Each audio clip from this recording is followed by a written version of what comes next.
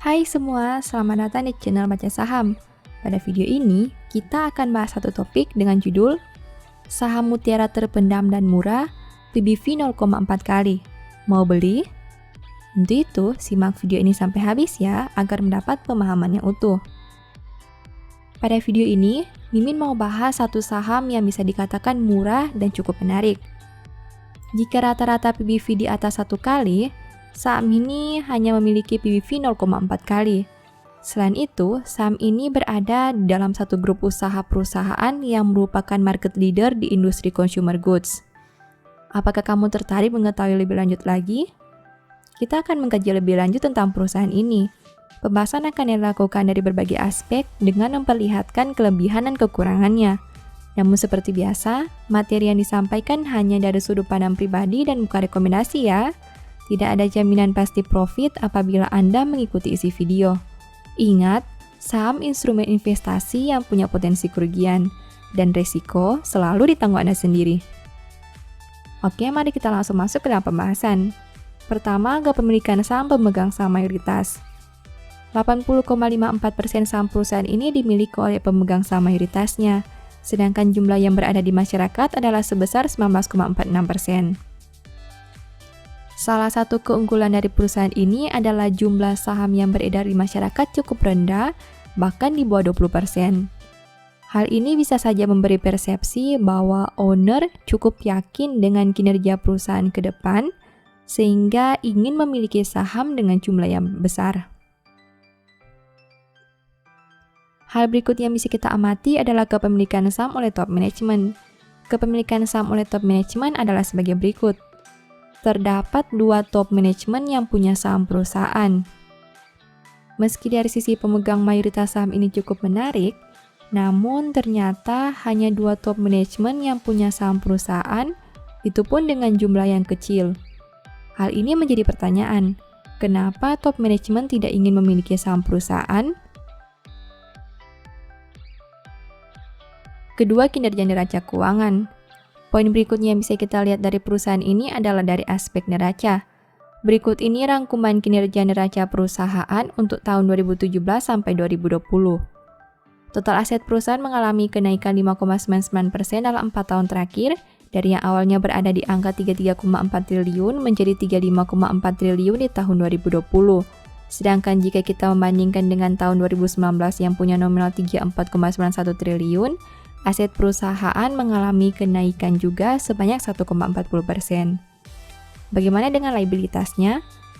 Hutang perusahaan mengalami kenaikan 11,10% dalam 4 tahun dari yang awalnya 15,22 triliun menjadi 16,91 triliun di tahun 2020. Sedangkan jika dibandingkan dengan tahun 2019 yang punya nominal 17,13 triliun, liabilitas perusahaan malah mengalami penurunan sebanyak 1,28%. Bisa kita lihat, aset dan liabilitas perusahaan masih tumbuh dalam 4 tahun terakhir, namun cenderung melemah di tahun 2020. Meski liabilitas perusahaan sudah turun 1,28%, namun dalam jangka panjang, terlihat pertumbuhan hutang perusahaan jauh lebih besar daripada pertumbuhan asetnya. Ketiga, kinerja laba rugi. Sampai dengan tahun 2020, tercatat perusahaan mampu mencetak pendapatan usaha sebanyak 14,47 triliun. Angka tersebut mengalami penurunan 8,59% dibandingkan tahun 2017 yang punya nominal 15,83 triliun. Jika membandingkan dengan kinerja 1 tahun sebelumnya yang mampu mencetak 13,65 triliun, pendapatan perusahaan mengalami kenaikan sebanyak 6,01%. Selain itu, perusahaan juga mencatat perolehan laba bersih sebanyak 0,23 triliun di tahun 2020. Angka tersebut mengalami penurunan 54,90% dibandingkan 4 tahun yang lalu yang punya nominal 0,51 triliun. Apabila membandingkan dengan kinerja 1 tahun sebelumnya yang menghasilkan laba minus 0,55 triliun, perolehan laba mengalami perubahan sebanyak minus 141,82%. Untuk laba rugi, terlihat perusahaan mengalami tantangan yang cukup besar, di mana terjadi penurunan kinerja dalam 4 tahun terakhir. Di tahun 2020 memang ada sedikit perbaikan dibandingkan tahun 2019, meski belum bisa sebaik 4 tahun yang lalu. Apakah ini penyebabnya valuasi perusahaan menjadi sangat murah? Keempat, dividen yield. Dividen terakhir yang dibagi perusahaan adalah sebesar Rp10 pada tanggal 7 Juni 2018. Dengan menggunakan harga saham 420, dividen yield yang diberikan sekitar 2,38%. Kita bisa melihat untuk dividen, perusahaan ini tidak menarik karena tidak rutin membagi dividen. Dividen terakhir yang dibagi ada di tahun 2018 dan itu pun dengan yield yang cukup rendah. Jadi, apabila Anda ingin membeli saham ini, sebaiknya jangan terlalu berharap dari sisi dividennya. Kelima, harga saham. Harga saham perusahaan di awal tahun 2017 adalah sebesar 494. Apabila membandingkan dengan harga saham 420 saat video ini dibuat, berarti sudah terjadi penurunan sekitar 14,98%. Bisa kita lihat dalam 4 tahun terakhir, harga saham perusahaan masih mengalami penurunan, yang artinya jika kamu beli saham ini sebenarnya masih rugi meski disimpan dalam 4 tahun. Pertanyaannya, apakah penurunan ini merupakan sebuah kesempatan? Mengingat valuasi yang ditawarkan cukup rendah jika dibandingkan rata-rata perusahaan yang ada di industri ini. Keenam, punya peluang multi-bagger.